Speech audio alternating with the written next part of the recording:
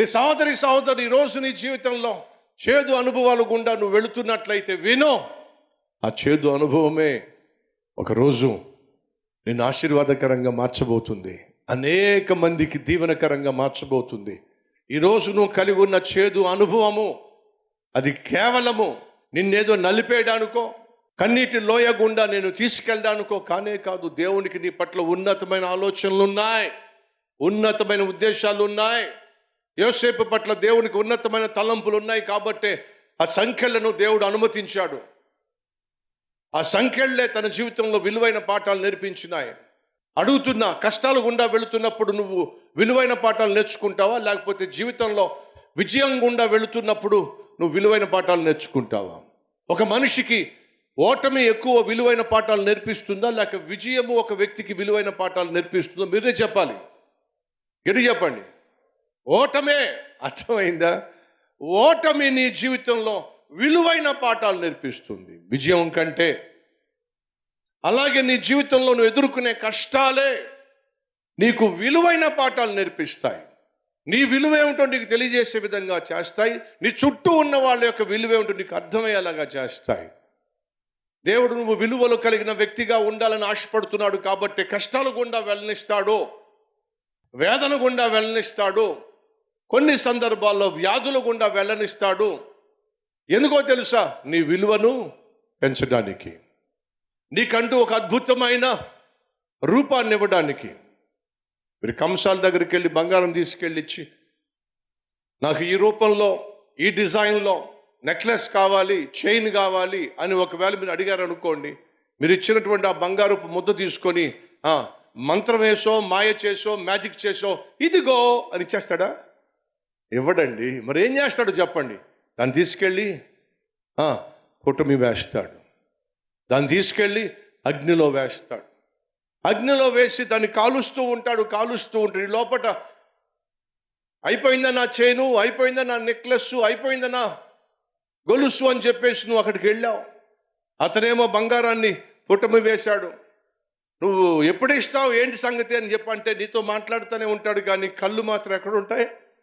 ఆ బంగారం మీదే ఉంటాయి. పుటమి వేస్తున్న బంగారం మీదే ఉంటాయి. చూస్తూనే ఉంటాడు. నువ్వు ఎన్ని మాటలు మాట్లాడుతున్నా నీకు సమాధానం ఇస్తానే ఉంటాడు, దాన్ని చూస్తూనే ఉంటాడు. దయచేసి వినండి. ఎందుకు ఆ విధంగా చూస్తాడు తెలుసా? బంగారాన్ని అది పుటమి వేయబడుతుంది. ఎంతవరకు కాలాలో, ఎంతవరకు అది ఆ ఫర్నెస్లో ఉండాలో అంతవరకే ఉండనిస్తాడు. కానీ విచిత్రం ఏంటి తెలుసా? ఎప్పటిదాకా దాంట్లో ఉండనిస్తాడో తెలుసా? తన రూపము ఆ బంగారంలో కనిపించేంత వరకు దాన్ని పుటమి వేస్తాడు. ఎప్పుడైతే తన రూపము దానిలో కనిపించిందో దాన్ని వెంటనే తీసేస్తాడు. నా ప్రియ సహోదరి సహోదరుడా, నా ప్రభువు కూడా అదే చేస్తాడు. ఎప్పుడైతే తన రూపము నీలో కనిపిస్తుందో అప్పటి వరకు దేవుడు నిన్ను కష్టము, ఇబ్బంది అనేటటువంటి కొలిమిలో పుటము వేశాడు యోసేపును. కానీ కష్టం గుండా, కన్నీటి లోయ గుండా, బాధ గుండా, వేదన గుండా యోసేపు వెళుతున్నప్పుడు ఎందుకు నా జీవితంలో ఇలా జరుగుతుంది, దేవుడు నాకు అన్యాయం చేశాడు, ఈ దేవుడు నమ్ముకోవడం వల్ల ఏమిటి ప్రయోజనం అని చెప్పేసి దేవునికి దూరం అయిపోలేదండి. ఆ కష్టాల గుండా, వేదన గుండా, అవమానం గుండా వెళుతున్నప్పుడు మరింతగా దేవునికి దగ్గరగా వచ్చాడు. వినో, నీ జీవితంలో నీ కష్టాలు ఏం చేస్తాయో తెలుసా? నిన్ను బెటర్ పర్సన్గానైనా చేస్తాయి, లేదా బిట్టర్ పర్సన్గానైనా చేస్తాయి. నువ్వు ఎదుర్కొంటున్న కష్టాలు నిన్ను దేవునికి దగ్గరగానైనా చేరుస్తాయి, లేదా దేవునికి దూరంగానైనా చేరుస్తాయి. అడుగుతున్నా, నువ్వు ఎదుర్కొంటున్న కష్టాలు ఈరోజు ఏం చేస్తున్నాయి? దేవునికి దగ్గరకు చేరుస్తున్నాయా, లేక దేవునికి దూరంగా చేస్తున్నాయి? ఒకసారి ఆలోచన చేయి. ఏ కష్టానైనా, ఏ ఇరుకైనా, ఏ ఇబ్బంది అయినా దేవుడు నీ జీవితంలో అనుమతించాడు అని అంటే దేవునికి నువ్వు దూరం కావాలని కాదు, మరి దేవునికి నువ్వు మరింత దగ్గరగా కావాలనే దేవుడు వాటిని అనుమతిస్తాడో అర్థం చేసుకో. నా జీవితంలో ఈ ప్రశ్న వేశాను ఇంచుమించు 25 సంవత్సరాల క్రితం. మానసికంగా, శారీరకంగా, ఆధ్యాత్మికంగా, ఆర్థికంగా దేవుడు నన్ను నలిపేస్తున్నప్పుడు, ఎందుకు ప్రభు ఇంతగా నలిపేస్తున్నావు అని ప్రభువుని ప్రశ్నించాను. అప్పుడు దేవుడు చెప్పిన మాట ఏంటి తెలుసా? ఈరోజు నువ్వు నలగగొట్టబడితే రేపటి దినాన్న వాళ్ళను అర్థం చేసుకోగలుగుతావు, వారికి అండగా నిలబడగలుగుతావు. కాబట్టి నిన్ను నలుపుతున్నా. దేవుడు ఆ రోజు నాతో మాట్లాడినప్పుడు దేవుడు నలపడానికి నలగగొట్టడానికి నా జీవితాన్ని అనుమతించాను. ప్రియ సహోదరి, సహోదరుడా, నలిగిపోతున్నావా? నలపబడుతున్నావా? నలగగొట్టబడుతున్నావా? అయితే వినో, అనేక మందికి నిన్ను ఆధారంగా, ఆదరణగా, ఆశీర్వాదంగా మార్చడానికే దేవుడు ఈరోజు నిన్ను నలుగగొడుతున్నాడు అనే వాస్తవం తెలుసుకుంటే నువ్వు దిగులు పడవు, అధైర్యపడవు. ఈ వాస్తవాన్ని గ్రహించు. ఈరోజు నీకు ఏదైతే భారంగా కనిపిస్తుందో దాన్నే దేవుడు వాడి నిన్ను ఉన్నతమైన స్థితికి తీసుకెళ్ళబోతున్నాడు.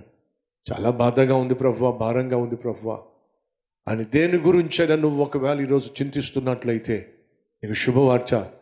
ఏదైతే ఈరోజు నిన్ను బాధిస్తుందో, నీకు భారంగా కనిపిస్తుందో దాన్నే దేవుడు ఆధారం చేసుకొని నువ్వు ఉన్న స్థితిలో నుండి ఉన్నత స్థితికి దేవుడు నిన్ను తీసుకుని వెళ్ళబోతున్నాడు. ఈ వాస్తవాన్ని అంగీకరించినట్లయితే నీ కష్టంలో, నీ కన్నీటిలో, ఈరోజు కలిగి ఉన్నటువంటి బాధల్లో దిగులు పడద్దు, భయపడద్దు. వాటిని అనుమతించిన దేవునికి తెలుసు ఎంతకాలము వాటిని నీ జీవితంలో ఉండనివ్వాలో. ఆయన నిర్ణయించిన కాలము వచ్చినప్పుడు నీకు బరువుగా తోస్తున్నటువంటి రెక్కల్నే దేవుడు నిన్ను ఎగిరేటటువంటి పక్షిగా, ఉన్నత స్థితికి చేర్చేటటువంటి ఆధారంగా నీ బాధలనే దేవుడు మార్చబోతున్నాడు. నీ కష్టాలనే నీకు ఆశీర్వాదంగా మార్చబోతున్నాడు. ధైర్యంగా ఉండు సహోదరి, సహోదరుడా. ప్రార్థన.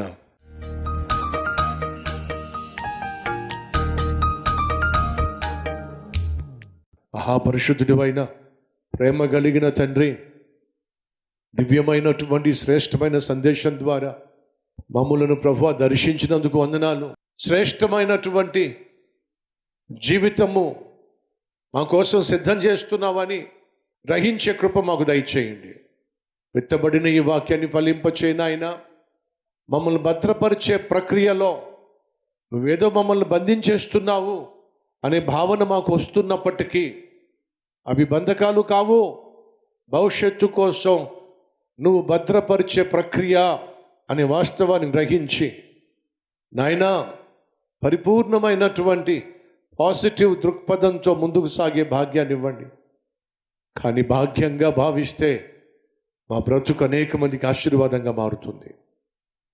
కాబట్టి మా జీవితంలో నువ్వు ఇచ్చిన ప్రతి బాధ్యత బరువుగా కాకుండా భాగ్యంగా ఎంచి మా చుట్టూ ఉన్నటువంటి ప్రపంచానికి ఆశీర్వాదంగా మమ్మల్ని మలచమని, కాబట్టి దిగులును దుఃఖమును తొలగించి ధైర్యమును అనుగ్రహించి నీకు సాక్షులుగా జీవించులాగున సహాయం చేయమని యేసు నామం పేరట వేడుకుంటున్నాం తండ్రి.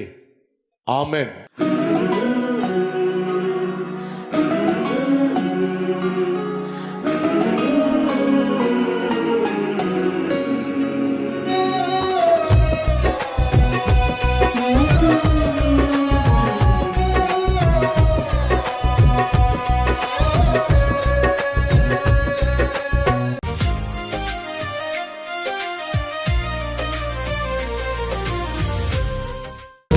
ఫ్రెండ్స్, ఈరోజు అందించిన ఈ క్లుప్త సందేశం మీకు నిజంగా ఆశీర్వాదకరంగా ఉంటే లైక్ చేయండి, 10 మందికి షేర్ చేయండి. అలాగే ఓ చక్కని కామెంట్ పెట్టి మీ యొక్క అభిప్రాయం తెలియజేయాల్సిందిగా కోరుతూ మళ్ళీ కలుసుకుందాం. అంతవరకు సెలవు.